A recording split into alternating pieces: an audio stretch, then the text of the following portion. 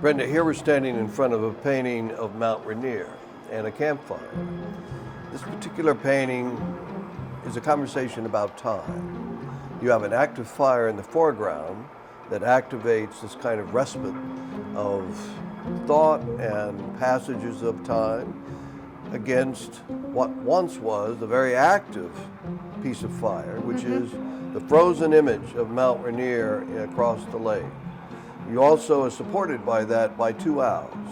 One owl in contemplation of the passage of time within the fire, the objects, how old they are, the trees that grew here, and the artifacts that, you know, are embedded into the lake below. And you also have this owl in flight, which represents the length of time that these places existed in.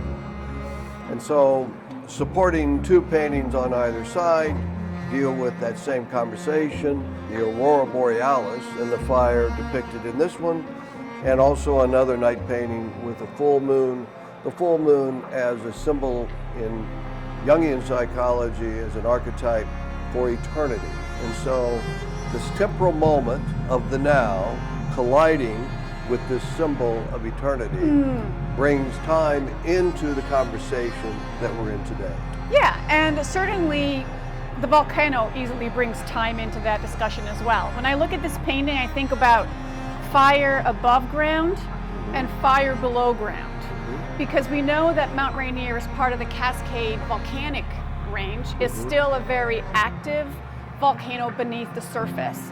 In fact, Mount Rainier is one of the most heavily monitored volcanoes in the lower 48 of the United States. Let me ask you, how does climate change impact a sleeping volcano?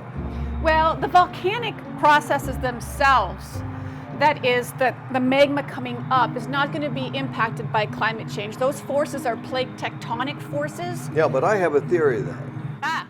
My theory is when the seas rise, because of the melting of the glaciers, you at that point disrupt the plates, which at that time wakes up the sleeping giant. Well, what we can see and what we do know does happen from historical records and geologic records is that the melting of the snow caps on volcanoes like this, due to climate change, can cause water to seep into the volcano, which can weaken, hit the lava, create massive steam explosions, cause the volcano to perhaps landslide, and that can be a trigger towards a volcanic eruption. Not so different than the clay kind of landslides that we were talking about earlier. Right. And we saw that with Mount St. Helens. Mount St. Helens actually was a landslide that triggered a volcanic eruption because the release of pressure opened up the vent, causing the volcano to finally release. Fabulous. Yeah, and one of the reasons why this is one of the most heavily monitored volcanoes is because of the snow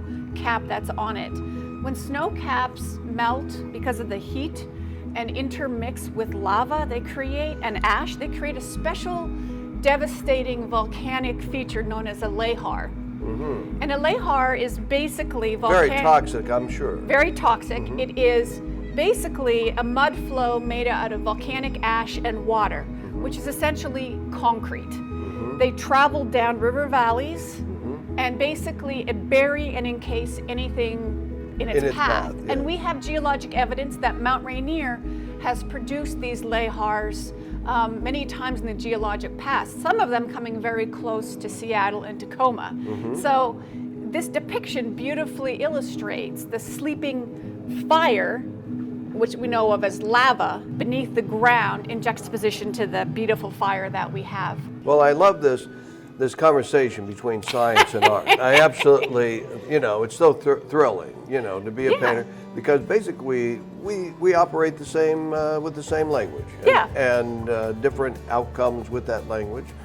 Mine is maybe more loosely attributed to other streams of thought, but You know what's really important, Michael, is the fact that we have different but equal ways of knowing our world. And it's the knowing that actually creates a sense of wonder. Yes. There's a big difference between knowing and knowing. Yes. And I think that if people can kind of like be in the moment within nature, that opens up the knowing. And that's one thing that I hope that this particular collaboration encourages. Me too. It's been a pleasure. Yes. Thank you, Brenda. Thank you, Michael.